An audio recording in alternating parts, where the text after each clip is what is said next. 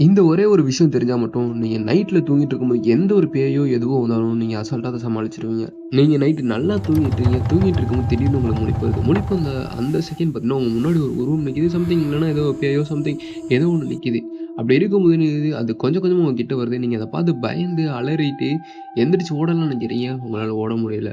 கத்தலாம்னு நெனைக்கிறீங்க. உங்களால கத்த முடியல. கொஞ்சம் கொஞ்சமா அந்த நெருங்கி வந்த உருவம் உங்க நெஞ்சில வந்து உட்காந்து உங்கள கழுத்த நெரிக்க ஆரம்பிக்குது. இந்த மாரி இன்சிடென்ட் நம்மள நெறைய பேருக்கு நடந்திருக்கும். பொதுவா இத எல்லாருமே என்ன நெனைப்போம்னா, இது வந்துட்டு ஒரு பேயி நம்ம நைட் எதனா ஒரு தப்பு பண்ணிட்டு வந்து சம்திங் ஏதாச்சும் கறி கிரி சாப்பிட்டு குளிக்காம உள்ள வந்ததுனால தான் நம்மளோட கழுத்து வந்து மிதிக்குது. ஸோ நெக்ஸ்ட் டைம் நம்ம இந்த தப்ப பண்ணக்கூடாது. சுத்தமா இருக்கணும் அப்படின்னு சொல்லிட்டு நெறையவே தியரி போயிட்டுருக்கும்.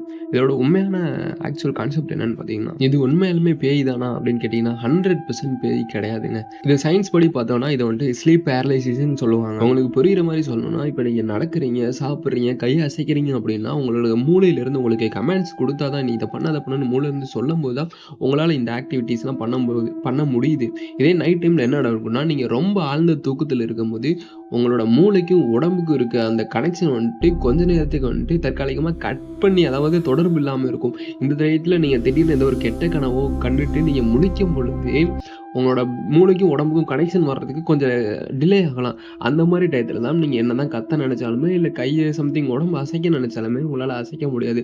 சிம்பிளா வேற ஒரு கான்செப்ட் மூலியமா உங்களுக்கு நான் புரிய வைக்கணும்னா, இப்ப தலையில அடிபட்டு இறந்தவங்கலாம் நீங்க பார்த்துருப்பீங்கல்ல. ஸோ அவங்களுக்கெல்லாம் உண்மையாலுமே அந்த கான்ஷியஸ்ன்ற அந்த உணர்ச்சின்றது இருக்குமான்னு கேட்டீங்கன்னா, எல்லாமே நீங்க பேசுறது எல்லாமே அவங்களுக்கு கேட்டாலுமே, மூளை வந்துட்டு கமெண்ட்ஸ் நீ இத பண்ணு, அத பண்ணுன்னு சொல்ற அந்த லைன் கட் ஆயிருக்கனால அவங்களோட பாடி எதுவுமே ஒர்க் ஆகாம, அங்கங்க போற பிளட் எந்த இதுவுமே இது பண்ணாம தான் இறக்குறாங்க. சிம்பிளா சொல்லணும்னா, இப்ப நீங்க டிவிய நீங்க ஆன் பண்ணணும்னா சம்திங் அந்த ரிமோட் இருக்குன்னு வைங்களேன், அந்த ரிமோட்டோட 2 பேட்டரி போச்சுன்னு வச்சுக்கோங்க. அந்த பேட்டரி இல்லாம நீங்க எந்த ஒரு ஸ்விட்ச் அமுத்துனாலுமே டிவி ஒர்க் ஆகாது. இதே வேற ஒரு பேட்டரி போட்டு அந்த கனெக்ஷன் அதுக்கு வந்தா தான் அந்த டிவியும் ஏதோ ஆன் ஆக முடியும். சிம்பிள் தாங்க. இதே கான்செப்ட் தான் நம்ம ஸ்லீப் பேரலைஸ்லயுமே நடக்குது. தூங்கிட்டு இருக்கும்போது மூளைக்கும், உடம்புக்கும் போற கனெக்ஷன் இல்லாதனால நம்மளோட கொஞ்ச நேரத்துக்கு எந்த ஒரு ஆக்டிவிட்டியுமே பண்ண முடியல. இத தான் பெரும்பாலும் நெறைய பேர் வந்துட்டு, இல்ல அது ஒரு பேயி நம்மளோட கழுத்துல ஏறி வந்து உட்கார்ந்திருக்கு. சம்திங் இந்த மாரி நெனச்சுக்கிட்டு இருப்போம்.